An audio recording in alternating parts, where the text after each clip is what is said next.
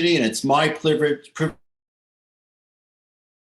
distinguished speaker series event This of the meeting is semester. being recorded. Tisch College has hosted a busy semester of events this fall on topics ranging from anti-racism to mass incarceration to the COVID-19 pandemic. These opportunities to gather, albeit virtually, to discuss and to be part of a shared experience have been a bright spot during a very unusual semester and a very challenging year. I look forward to another impressive slate of events and civic leaders in the spring. And what better way to end an incredible semester than by welcoming back a proud jumbo and renowned artist, Hank Azaria. A Tony Award nominee and 6-time Emmy Award winner, Hank Azaria is a celebrated performer as well as a respected director, comedian, and producer. Currently starring in and executive producing IFC's critically acclaimed series Brockmire, Hank Azaria has graced star screen in TV classics like Showtime's Ray Donovan and Huff, as well as films like America's Sweethearts, The Smurfs, Night at the Museum, Battle of the Smithsonian, Grosse Point Blank, Quiz Show, Great Expectations, The Birdcage, and many more. Hank Azaria is also regarded as one of the best vocal artists in the industry and is widely known for his 2-decade run on The Simpsons, for which he has voiced dozens of characters, notably Apu, a role Azaria chose to stop voicing following robust public debate about stereotypes and representation. In addition to his work on screen, Hank Azaria cares deeply about the power of education. He is a co-founder of Determined to Succeed, a college access and success program for low-income, first-generation middle and high school students in Los Angeles. And he sits on the boards of the Dream School, an educational nonprofit operating transformational community schools in East Harlem and the South Bronx. Hank has been an advocate for destigmatizing mental health and supporting young people in recovery. Here at Tufts, Hank was instrumental in bringing the haven for drug and alcohol recovery to campus. And in 2016, with pride, we awarded Hank an honorary degree for his extraordinary achievements in the arts and active citizenship. Joining Hank in conversation today is Jim Glazer, the Dean of the School of Arts and Sciences. Dean Glazer first came to Tufts in 1991 as an assistant professor in the political science department, where he later rose to become chair and where he continues to teach American politics, Southern politics, and political behavior. He is the author of several award-winning books and journal articles, and his most recent book, Changing Minds, If Not Hearts, Political Remedies to Racial Issues, grapples with how politics can change how people think about issues of race. As Dean of the School of Arts and Sciences, Jim Glazer works to improve faculty governance, oversee the curriculum, and fulfill and enhance the school's commitment to diversity and inclusion and outstanding research. Without any further ado, please welcome Dean Glazer and Hank Azaria. Thank you, Tony. Thanks, Tony. Tony. Thank you. And Hank, thank you for joining us. It is a great pleasure to have this conversation. My pleasure to be here. Thanks for having me. We're very proud that you're one of us, and we're very grateful that you've been such a fantastic supporter of Tufts. A few years ago, I actually nominated you to be our commencement speaker. This is before I even knew you. And the trustee committee that decides such things saw the wisdom in that, and you came and gave a very fun and meaningful commencement address. I've been to about 25 of them over the years, and yours ranks at the very top. You've really had an extraordinary career since you left Tufts. I wonder if you might start us off with a description of your journey, how you got to where you are now, and maybe a little bit about how Tufts informed that journey. Well, first of all, nice to see you again. Thanks for having me. Yeah, you know, for a long time, I hadn't really engaged much with the university. I've circled back in the last 5 years or so, and it's been a really joyous experience. And we've accomplished a lot of good stuff. So It's been a pleasure getting to know you and working with you guys. Okay, boy, I'm trying to do this in a nutshell. I spent a lot of time in the theater, in the Arena Theater at Tufts. As we all probably know, Tufts is not a conservatory. It's not like going to Carnegie Mellon or Northwestern or NYU or Yale. But at the time I was there, it was a really vital theater program. There still is. There were a lot of students and grad students who went on to, we didn't know it at the time, but they all went on to be professionals, either as actors, directors, writers. And we really formed a really tight community. And I didn't realize at the time, I thought I was having fun at the theater. But I got to Tufts. I touched on this some in my commencement address a few years ago. I was interested in journalism. I was interested in psychology. I was interested in the theater. And the great thing about a liberal arts school, and especially one like Tufts, which really puts its liberal arts money where its mouth is, where you're really allowed to go and explore all that, should you so desire, in so many ways. I did.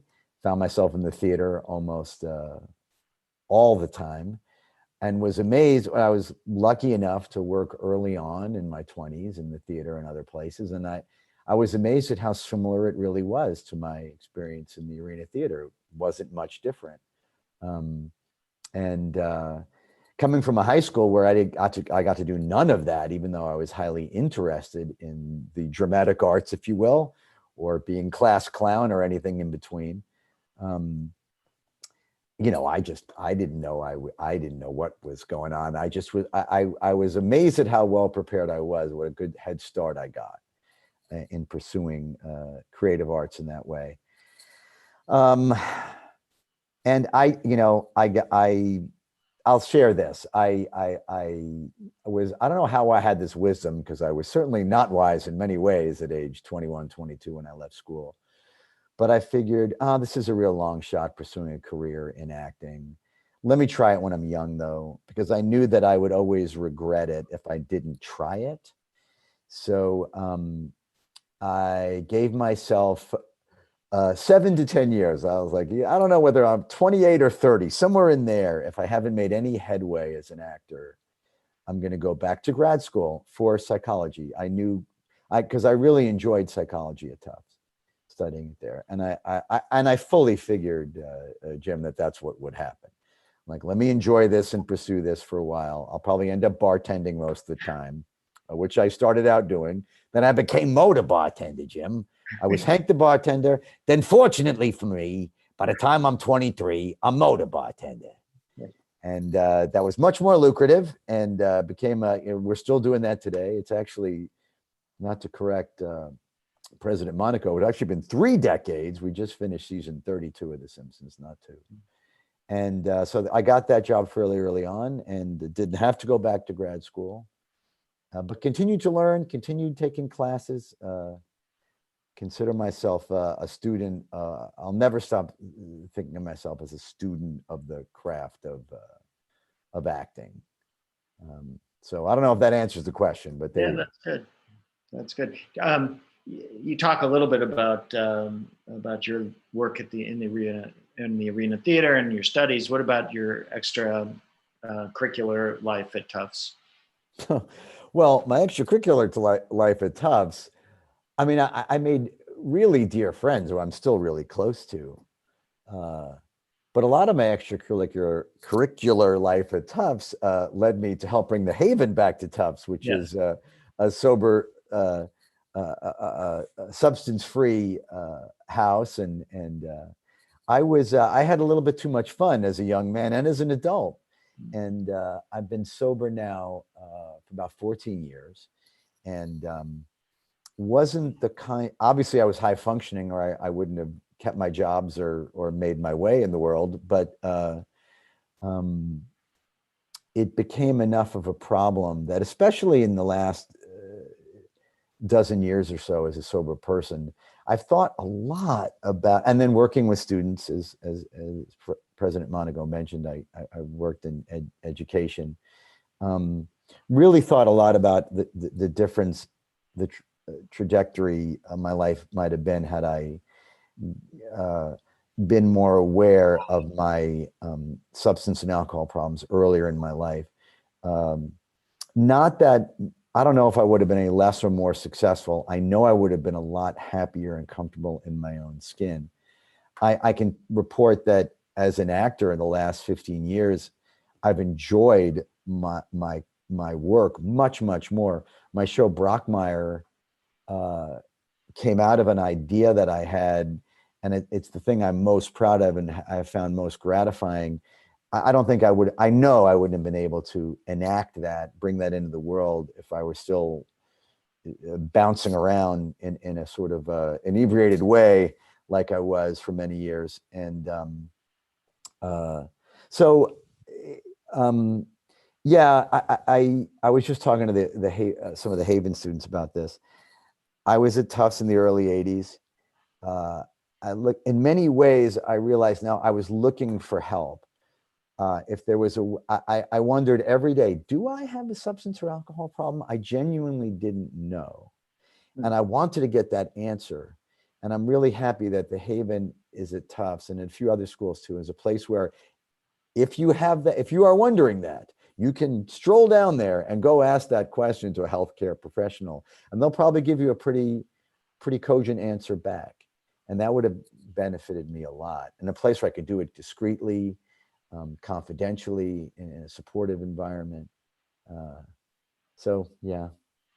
A lot of people who are watching may not know what the Haven is. I wonder if you might talk about it a little and why that particular model was interesting to you.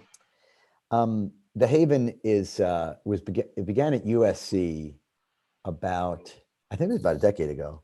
And it was people in recovery in the sober community, health and wellness, and realized, what a difficult time students faced on campus, either getting sober, staying sober, or if they just didn't want to, if they didn't need to, need to be substance free from a health perspective or mental wellness perspective, but just chose to live that way on campus, it was difficult to do. So through the nonprofit, I had a student come out of LA that went to Tufts and ran into some difficulty with drugs and alcohol on campus, and had to take a year off to go get sober and get well. And in talking to Tufts in how to support him, we started thinking about, gee, is there a better way to support students who might run into this problem? And I know a lot of folks in the sober community, which led me to the Haven. It was like, there's a place that actually deals in exactly that issue.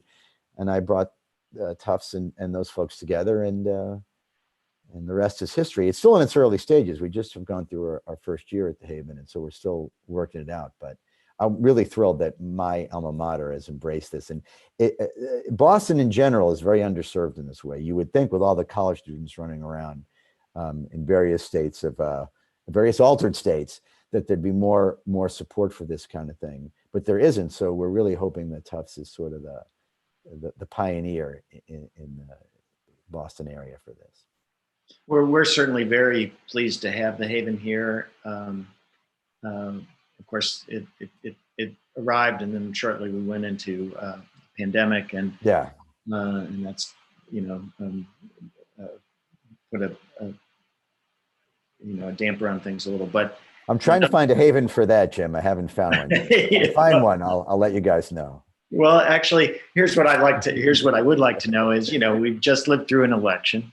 Yeah.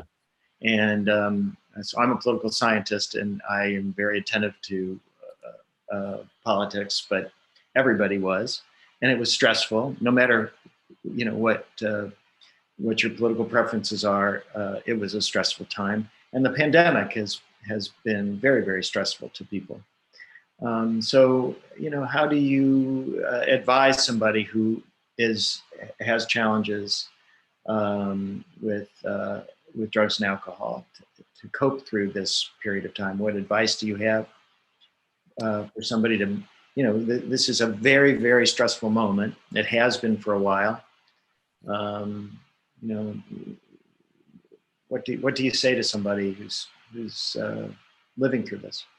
It's a good question, and it's definitely been on the table. I found that people I know either tend to be hitting their drug or alcohol a lot harder, or getting more serious about not doing that harder.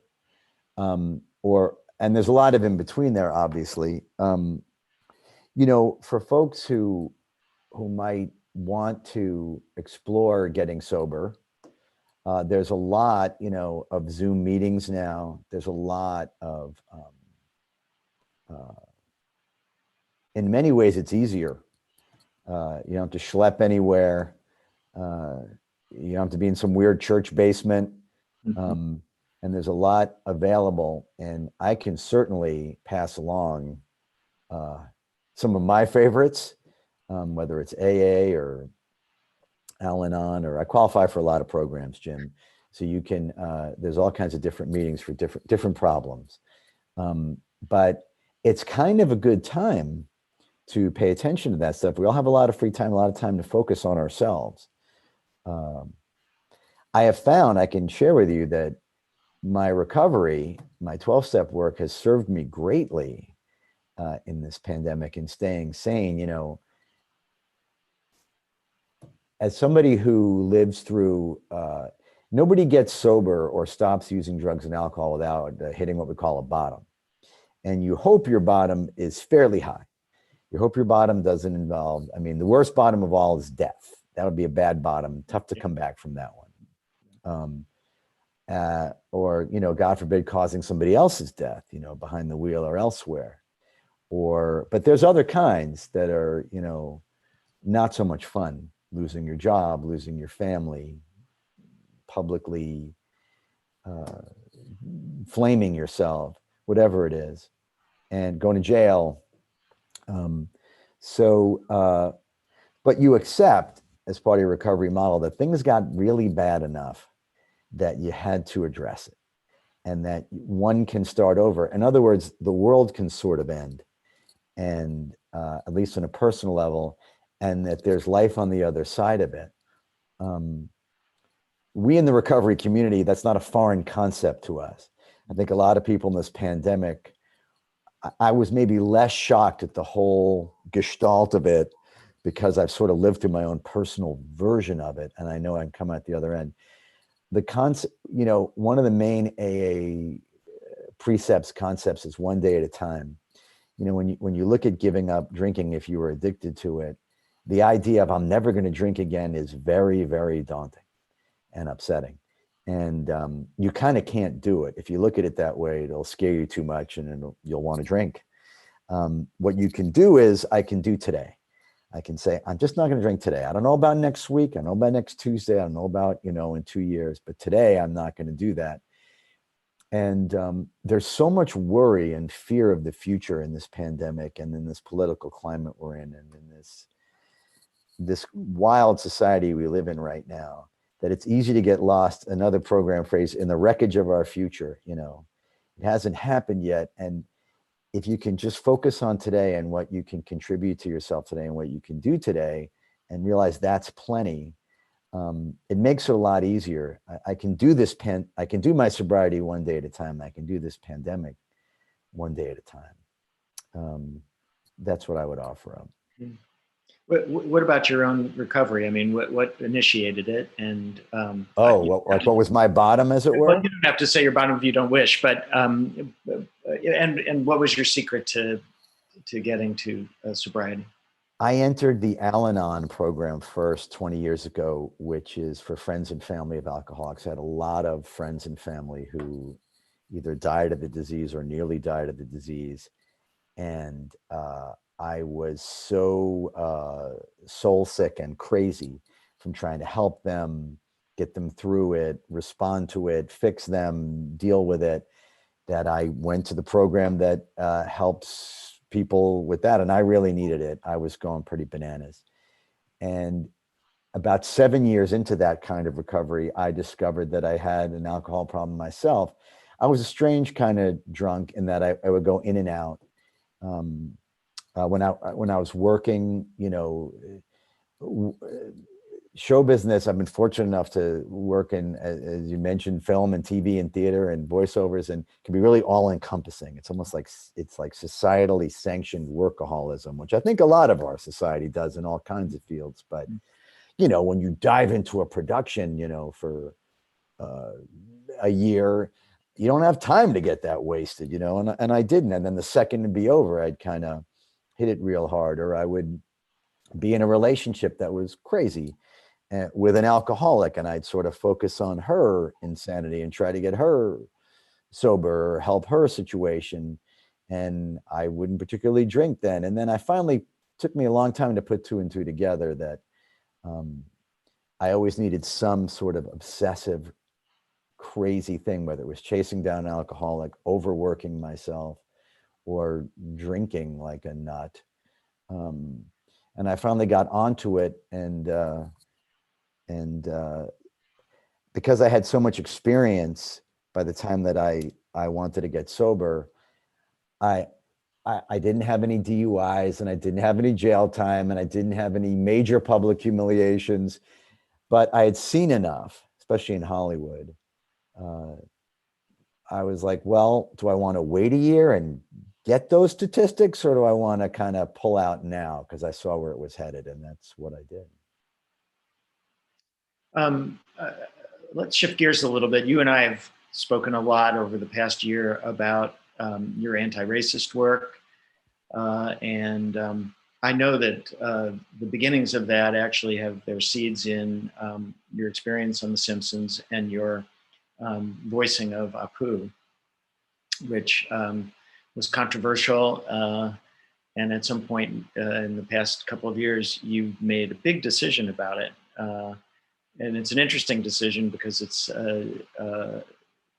one that you've been very public about, and has, I think, put you in some dialogue with the creators of the show. Yes.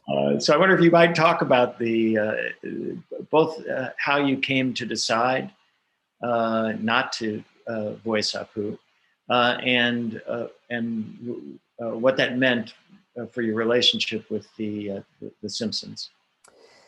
You know, I mean, my talk on this is about 25 minutes long, the way I really do justice, if you will, the way I do social justice to this topic. Yeah. So I'm going to try not to do that, and I'm going to endeavor to be more succinct. But in a nutshell, I'm going to actually time myself on this. I don't want to go on too long, but let's see if I can give you a concise answer. So do a lot of these voices on The Simpsons. I gave you a little motor bartender earlier, Police Chief Wiggum. I'm not going to do the voice of Apu because I don't do that anymore. And I'm going to talk about why, as I've just been prompted to do. And a lot of others, you know. A lot of these voices were created at Tufts, like Comic Book Guy was lived next door to me in Carmichael freshman year in 1981, and others. And Snake, by the way, was another Tufts student, just FYI. So, and, you know, there I am doing these voices. I didn't discern, and I did many accents too: Irish, English, Australian, German, Jewish, which happens to be my background. And about 7 years ago, an Indian American comedian named Hari Kondabolu tweeted at me a comedy routine that he had done, expressing a lot of displeasure in a funny way as a comedy routine about growing up with the character of Apu on The Simpsons, a show he loved, and finding out that a white guy voiced Apu, he considered a stereotypical, insulting, marginalizing portrayal, albeit funny in many ways and intelligent in many ways, but still, he'd rather not grown up with that characterization. And he was speaking for a lot of South Asian people in this country, especially who grew up with it. And the way he described the voice I did was a white guy imitating another white guy who was making fun of his father, okay? Which was more accurate than he even knew, because I based the voice on a lot of, you know, a lot of 7-Eleven owners and proprietors and operators happen to be South Asian, especially when I was growing up. But Peter Sellers who was a hero of mine, a brilliant, brilliant actor and vocal guy who some of you might not know. He was the original voice of Inspector Clouseau in the Pink Panther movies, kind of a silly French accent he did in this. And he was, I did a German accent in Dr. Strangelove, another Kubrick classic. He talks like this, a silly German accent. And he also did a movie in the mid-60s called The Party, where he played an Indian character named Harundi V. Bakshi. And he did it in brownface. It was painted brown, and did the voice really of Apu, really what I based Apu on. I found it very funny. And to me, 15-year-old kid, white kid from Queens who saw this, I made no distinction between how Clouseau French was amusing or German was amusing or Peter Sellers' Indian accent was amusing. And what I came to realize was my not making that distinction was part of my white privilege, and which is a term that I know can put people back on their heels, but because the word privilege is in it, which implies how I took it anyway, was, what do you mean privilege? I didn't grow up with a silver spoon in my mouth. It's not like people handed me my career in show business or anything else. How am I privileged? But it doesn't specifically mean privilege in this context of American society. It means advantages that I was completely oblivious to that I had as a white person, that were my legacy, and thus created a blind spot for me. And one of those advantages is that I don't live with, if somebody decides to make a silly voice about my heritage, I don't live with it every day of my life growing up. And people aren't going to make fun of me at school based on that voice. They're not going to make fun of my parents based on that voice. And the way that hit home to me, I'm 5 minutes in, the way that hit home to me was I did a follow-up interview with an Indian journalist from the Huffington Post named Malika Rao after Hari Kondabolu had reached out to me about this. And by the way, I didn't just accept it at first. I got very defensive about it. I really bristled. I was like, hey, I'm a comedian. We make fun of everybody at The Simpsons. What are you talking about? I even referred to us as equal opportunity offenders, which I wasn't really aware of how problematic categorizing it that way might be. But I meant it at the time. And to a certain extent, it's true. We don't discern who we're making fun of, and that's part of the joy of the show. But we also, part of blind spots and privilege and obliviousness is your unintended negative consequences come about. And it's undeniable that Apu had many unintended negative consequences for Indian people in this country. And let me explain what I learned about that, what had me helped me climb me down off my defensive horse about it. In this conversation I had with Malika Rao from the Huffington Post, she was asking me, did you base the voice in anything, any specific region in India? Did you work on it as a dialect? I was like, no, I'm kind of just imitating Peter Sellers, really, and so I realized in talking to her, I had the pleasure of working with many brilliant comedians, but one in particular who was quite vocally gifted. And he did a lot of voices, and he would do a Jewish voice, a stereotypical Jewish voice. I'm Jewish. And it was kind of like this, hey, he'd talk like this, hey, what do you want? What are you doing? And, when I thought about it, I didn't love that characterization. It's like, all right. It felt a little lazy vocally to me, and it was a little stereotypical, but whatever. He was a hilariously funny guy. Did it bother me? Not in particular. But why didn't it bother me? Because by the time I heard him do that voice, either through the television or to me in person, Jewish people are quite well represented in the media in our culture. That's not the only game in town. If I had to live with that guy's characterization of my people as literally the only voice in pop culture of a Jewish person, I would not like that at all. especially people were like, hey, does your father talk like this? No, he doesn't actually. Thanks for asking. Or actually he does, but leave me alone, Not only that, but as a white guy, I can assimilate. Yeah. I don't walk into the McDonald's or the grocery store and people don't look at me and go, oh, look at the Jewish guy. His father probably talks like this, but Indian people in this country don't have that luxury, don't have that privilege, and I got this reported to me a lot. They do walk into the grocery store and people would hit them with an Apu imitation, and now I've heard from a lot of people, a lot of students still to this day, people younger than even some of the folks listening today, people in high school. I talked to a lot of New York City high school students about this. And they still live with the legacy of this character. A lot of them haven't even seen The Simpsons at this point. They're like, I don't even know this character. All I know is Apu is now an icon.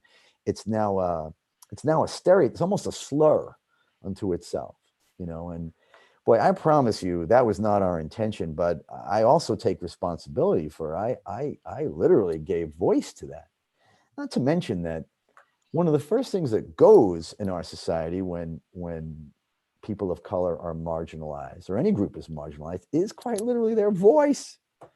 They don't have a voice like I do, or like we enjoy as white people in this culture. So that's beyond ironic. It's not right. So, well, you might argue that, well, shouldn't actors just be able to do whatever? They're character actors. I see that a lot online. Okay, like, come on, when is this gonna end? This PC nonsense. It's a joke. It's funny. It's like, it's a joke to you, my friend, because you have quite literally the luxury of laughing at it and then forgetting about it. You don't live with the consequences of it. So when I do an Irish guy, or I do, Cletus, the slack-jawed yoke, and I'm making fun of Southern people this way, or whatever it is I'm doing, it's not the same thing, because we can all, A, those voices are well represented in our society, and B, they're not the only representation at all. And as white people, we enjoy the privilege, the luxury, the advantage of not being pigeonholed that way. And Hollywood and the 6 o'clock news and a lot of other media in our society has helped promote these stereotypes in ways they were not aware of. And so I felt the very least I can do is stop doing the voice. And by the way, I want to make an amends to the Tufts community, because in the commencement address I gave a few years ago, I did a bunch of Simpsons voices and made some jokes, and I made some Apu jokes and did the voice. And I was still at a time then where I was still in inquiry about all this, because, it was a big decision. And I didn't want to just, on the one hand, knee jerk, just stop doing the voice because folks expressed that they didn't like it. I mean, for all I knew, this was 17 hipsters in a microbrewery in Brooklyn deciding who should say what or not. Or was this a real dynamic? And I went and I learned and researched. I'm at 10 minutes. I went and learned and researched and did workshops and talked to a lot of folks. And that's where I came out on it. And I wished I hadn't did the voice at commencement, for no other reason than it's just, I feel it's wrong. And any South Asian students or faculty or parents in the audience might have felt uncomfortable and or at least reminded of a character that they have felt was hurtful to them. And so while you might argue that this is not the most important issue in the world as far as race relations go, it is a window, and I think a really valid one, into a very important dynamic in our society. I mean, Peter Sellers handing that down to me, insult comics, Don Rickles, these are probably all folks that students don't remember, but that's a whole trope in show business. Let's make fun of everyone, including people of color. It's hilarious. I'm like, no, it's actually, it's funny if you're not on the wrong end of it. or if you're not considering the real cost it has for people, or the real cost it represents. Even if the joke itself, you can say, oh, come on, what does that hurt anybody? It's like, well, maybe that joke doesn't, maybe it does, but the callousness that it represents is a real thing. So there. So there's one more part of this yes. conversation. You popped this on your colleagues at the Simpsons, and do you want to tell that part of the story? Well, I don't want to I don't want to tell too many tales out of school. Let's just say that I had my journey with it. It took me a while to embrace it and understand it. And everybody comes to this stuff in their own time. And sometimes we need to be patient with how others might be behind us or ahead of us in this conversation, and it eventually, strangely enough, came down to me on Stephen Colbert one night. It's just how it sort of came about, me saying, yeah, no, I don't want to do that anymore. And at that point, the show might not have been completely on board with that idea, but I'm happy to report that they have since. And not only for Apu, but all roles of color. I did some others as well. I did, Apu, there was public outcry about, but I did the voice of Lou the cop, who's a Black character, and Homer's friend Carl. Now, neither of them are stereotypically African-American voices, and there was no pushback about them. But for no other reason, then why is an African-American actor not voicing that character himself or herself? By the way, you mentioned Birdcage is one of the films I'm most proud of. I played a gay Guatemalan character in that. Now, I grew up in a Spanish-speaking household. My parents spoke Ladino because we're Sephardic Jews or Spanish Jews. But if that role were being cast today, I promise you, I wouldn't be playing it, and rightly so. That would go to a Latinx actor, as well it should. And in fact, there's been some talk lately of doing a Birdcage sequel. And I had to state, well, may I suggest John Leguizamo, because he's a brilliant actor, and I think it would be better off having him represent Latin people in that role than myself. So let me just ask you, since you raised the Birdcage, which is a hilarious movie, and one that I actually have seen in the pandemic, where we're spending a lot of time with our Netflix. I've seen it very recently. The physical comedy in the Birdcage was significant. I have a vision of you putting some shoes on. I think the character never wore shoes, but then when the politician comes to the house, you've got to dress up, and it's just absolutely hilarious. And then you do this voice work, the physical comedy, the voice work. Which is your favorite to do, and why? I really love doing all of them, and I feel fortunate that I'm a character actor and I can work in a lot of different mediums, in drama and comedy and voiceover, theater, film, whatever. And I find that, like, if I'm coming off a really intense movie drama, I'm really psyched to go do silly comedic voiceover. And if I've been doing that for a while, I'm really looking forward to like doing a nice bit of theater. And then I do that for a while. I'm like, it'd be nice to shoot a big budget thing. That'd be fun. And not that I can just push those buttons when I feel like it, but I remember back at Tufts, with a few friends in the Arena Theater, and we would just plan falls and trips and head smacks, and like that was like a big part of our day was how do we create physical comedy. And again, I just thought we were having fun, and we were, but I didn't realize that that would be my job eventually. We have a whole series of questions that are coming from our audience, and so I am looking for them.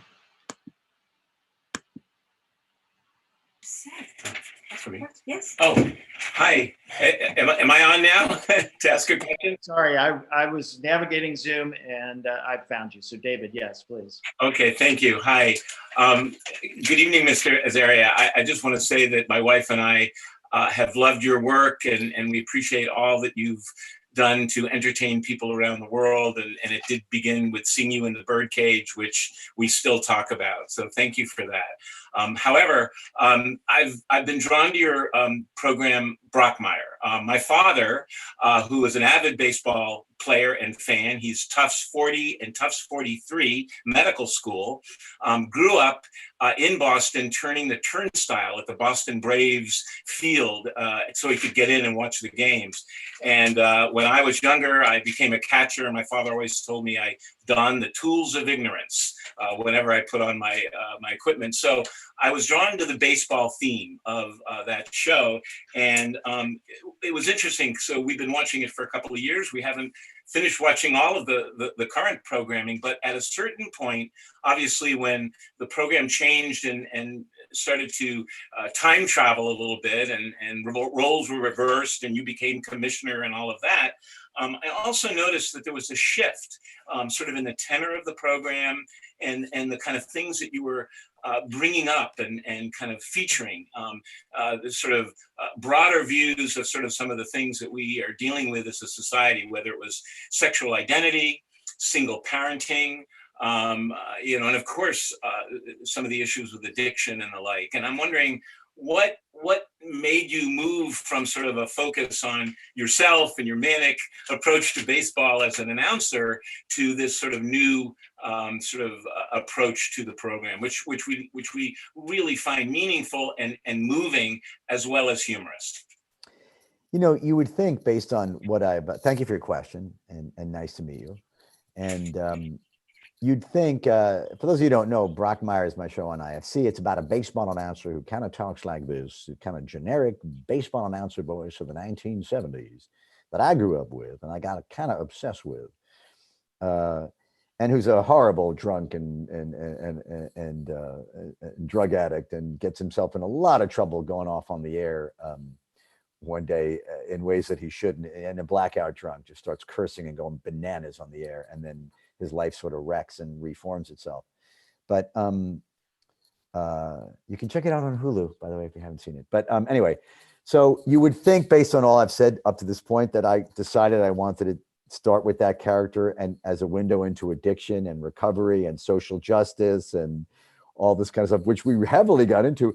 But I didn't. It's the writer that I hooked up with, who's a brilliant guy named Joel Church Cooper. And I guess maybe unconsciously I did. Like I created this character who must be a terrible alcoholic. Otherwise, how would he possibly have ruined his life this way on the air? But really, when I created the character and did it started as a sketch on Funny or Die, I really just had him be drunk as an excuse to say outlandish things on the air in a baseball announcer voice and give the count afterwards, you know? But he saw in it, this brilliant young writer saw in it all this truth about addiction and recovery and codependency, and then social justice is really, really important to him. And you know what I really think? I think that at the time that I was going through this APU stuff and trying to navigate it, he was observing all that. He was observing me go through it. And I think he saw a unique opportunity to address those issues through the lens of this character and through the voice of Brockmire, if you will. And I think that really inspired him. And I certainly I was living it at the time. I was really processing all this stuff. I hadn't made the decision yet whether I was going to stop doing the voice of APU or not. And I think he observed me going through that and wrote it right into the show. Yeah. Thank you. But I didn't request him to do that. I didn't say we should do this. He just, took it upon himself. Great. Thank you, David. Sure. Denise? You can please unmute yourself and reveal yourself.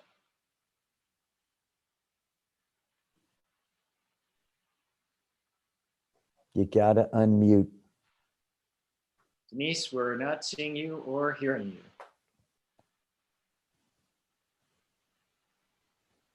All right, we're gonna We go to the next one. For the moment, we'll move to Ron Wang.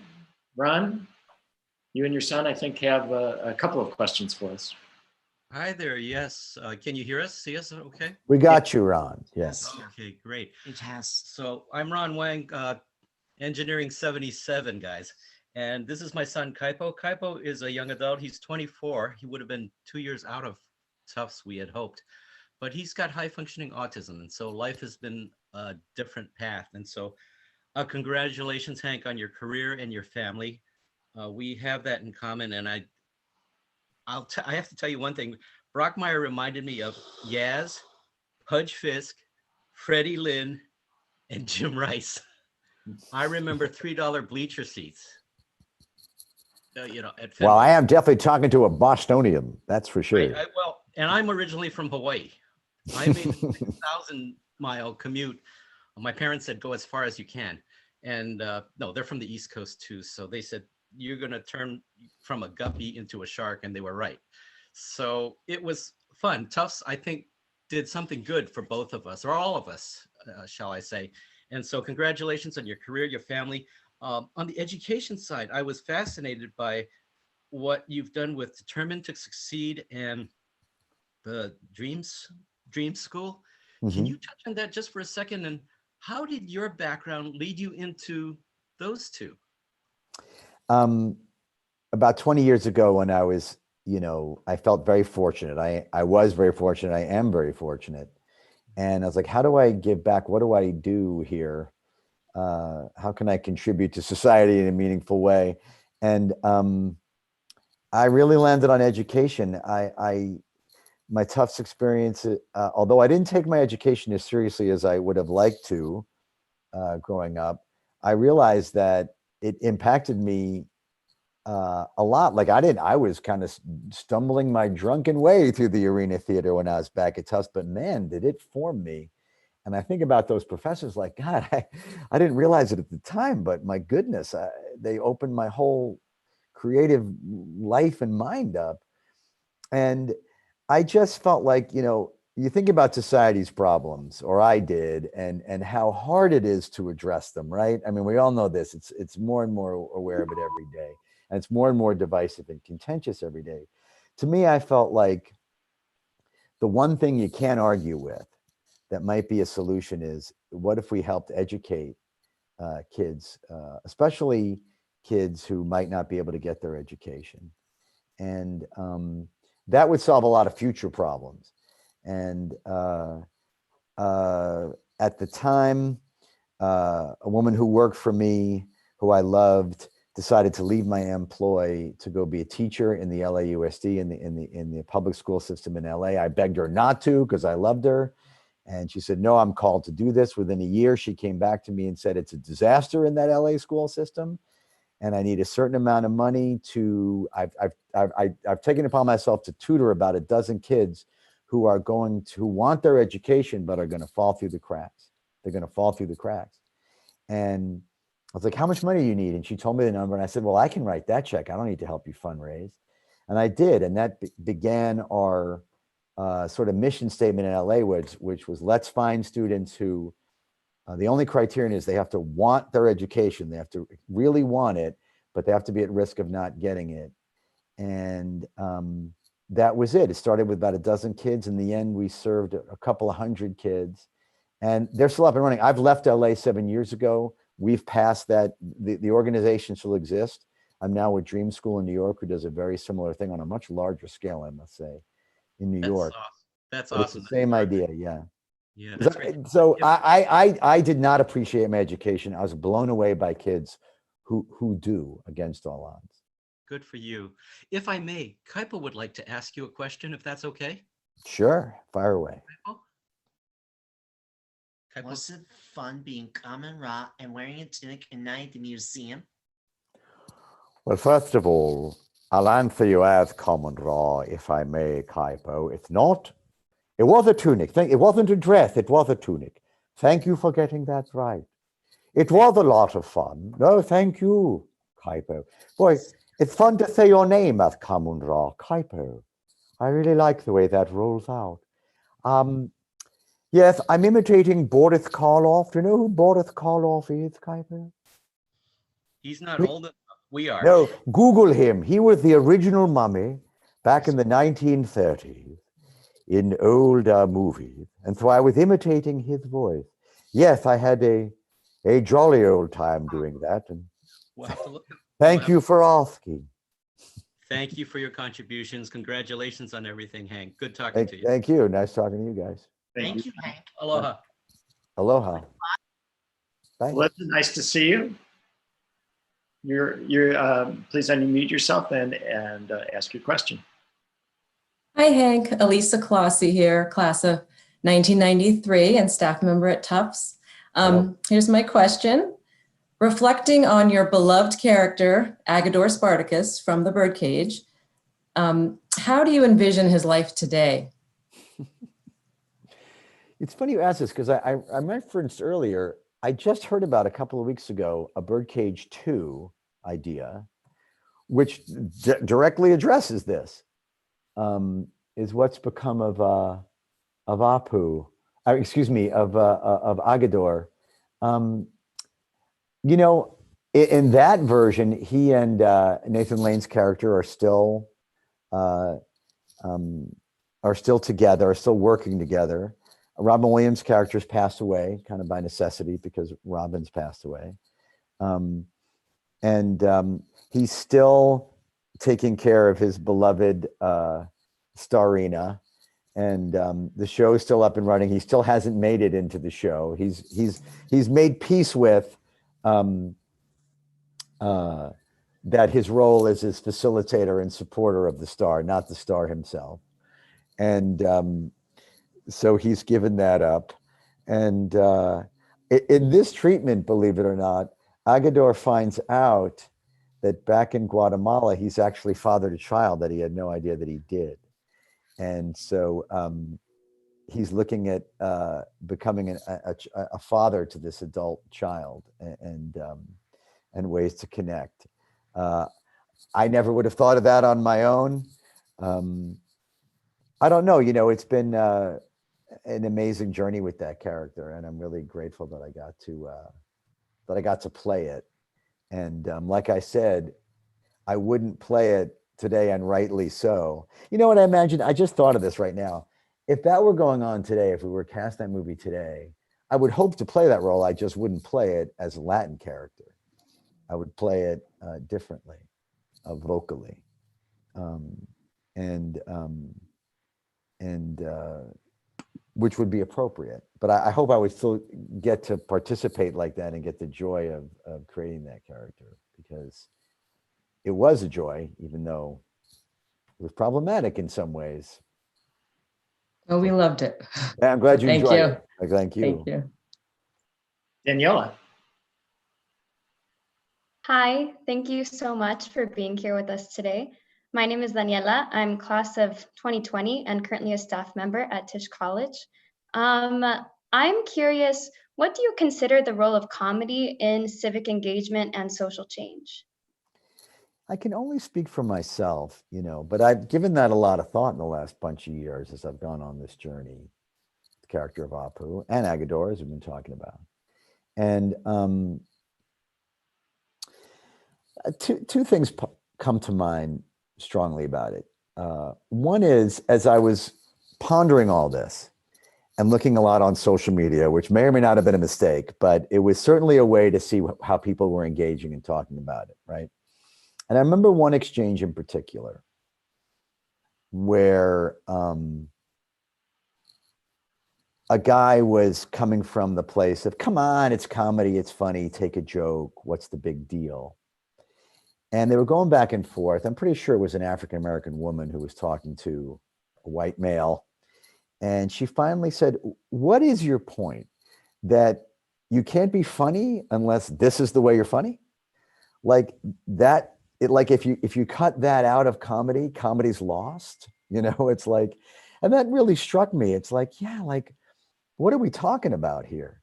Like, do we have to go there? Is it that important? And again, on a personal level, I played in a poker game for years with buddies, and we all, it's real like a locker room joking around mentality in that game. We all make fun of each other kind of mercilessly. And more than once over the years, somebody has said, I'm actually a little sensitive about that. You know what I mean? Like we make fun of his glasses or whatever. Because, actually when I was a kid, I had an illness and I can't see so well and I got teased a lot and it's actually not so funny to me. And when somebody you love says, that hurts me, what do? You stop. You don't go there. And I think societally, we're kind of hearing that from a lot of corners. Like, this hurts us. Can you stop? And I feel at this moment comedically, where we're at in our society, which I can only really speak to is that angle of it, is can we err on the side of respecting people and sort of standing down in that way and find other ways to be funny? And maybe if we do that for long enough, for enough years, maybe people will feel safe enough to feel differently about it, or maybe not. But the point is, let's just cool it with that stuff for a while and see how else we can be funny. I feel like in Hollywood, I mentioned casting, right? There's certainly letting actors of color portray themselves. I mean, that's kind of a no-brainer, although it still comes up. And that's very important. And there's also the aspect of, well, this role isn't written to be any particular race or color, but let's just open it out to see whoever can play it. And that needs to be addressed as well. And I think even most importantly, it's where we really whiffed on The Simpsons. One of the big places is not having an Indian writer or writers in that room, writer's room. I can assure you that if we did, that character would have developed differently. Or at least after a while would have, right? Would have corrected itself without society prompting us to. And giving voice, literally, because that's what the real voice is. I mean, yes, we're vocal actors and actors portray roles, but the real heart and soul of these projects is how they're written and how they're created at the base level. And that needs to be, that's where the and there's so many gifted writers that need to be given more opportunity. We need to hear from them.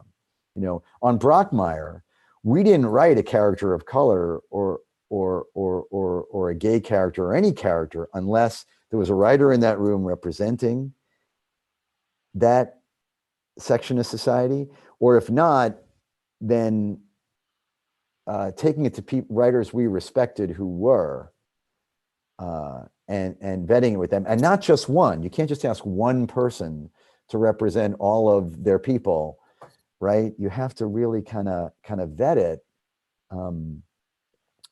with a bunch of people that you respect and let them write for themselves, as it were. At least in comedy, I think that's what needs to be done, and that's what I can impact when I'm in these rooms as a producer, as an actor. I can say, "Excuse me, did you vet this? Who is in the room? Oh, you didn't. Okay, well, maybe I'm not going to play that then because I don't know that we know what we're talking about here." And anyway, sorry, I'll stop. I go off on that topic, but thanks for asking me. And Patrick, the final question. Hello, Mr. Azaria. Thank you so much for being here. I am a huge fan of your work and also of Monty Python's work. And I was just curious, since you had the opportunity to portray some of the most quoted and memorable roles on Broadway, how did you manage imitating them versus making those roles your own? It's a good question. I'm a mimic at heart, which is, what led to all my voices on The Simpsons, for better or for worse.